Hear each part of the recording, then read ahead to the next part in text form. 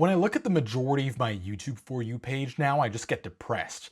Because if I remember how it was about 10 years ago, where you saw travel edits, vlogs, Mr. Beast counting to 100,000 in like 40 hours, man, that was peak. And then I look at the content now and I just see videos about clavicular, the dark side of clavicular, the dark side, look.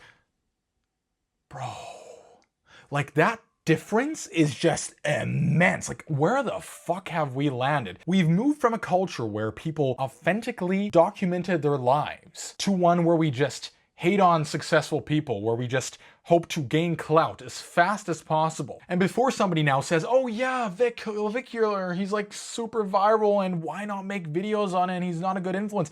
To be honest, he has his own life, he has his own story, he has his own painful events he went through in the past, which led to him living the life that he now lives, right? He coped in a specific way, and that has created the life that he's now presenting in front of everybody. Like, why would people be so obsessed over somebody who's clearly broken, who clearly hates himself inside, and doesn't really understand what love is? Do we not have better things to do? Clavicular is just one example, right? You have so many more examples where creators basically just make videos about other more successful creators so they can jump on the clout that these more successful creators are having.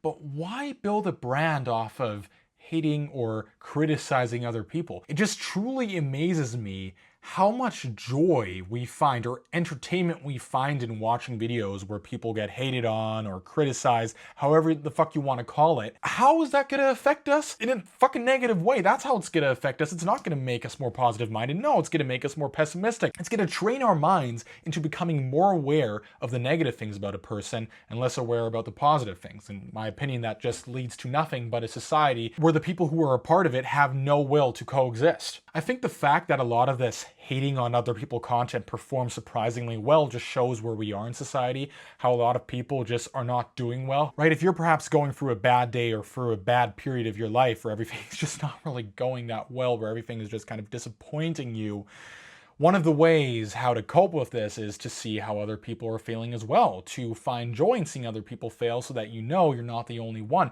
But you can do that through helpful ways, right? Why not see how people are failing in things where failing is actually something good? Like when you see how some runner gets injured and has to work his way back to get towards their goals, or when you see how somebody failed with their first 6 businesses before launching the 7th one that took off. That's the stuff that we have to be looking for in these moments when we just are pessimistic about ourselves. Not these videos where you just see people going on rants, making other people look worse than they perhaps already are. Like, there's no point for society in that. There's definitely no point for you in that. Because when you're in a state where shit's already not going well, the last thing you want is to find comfort in feeling bad. But what you do want is a motivator that is slightly uncomfortable, but pushes you to get out of the state that you're currently in. That makes you better as a result. And those motivators come from other people who are going through some shit, but are coming back even stronger, inspiring you. It's not going to come from other people putting other people down.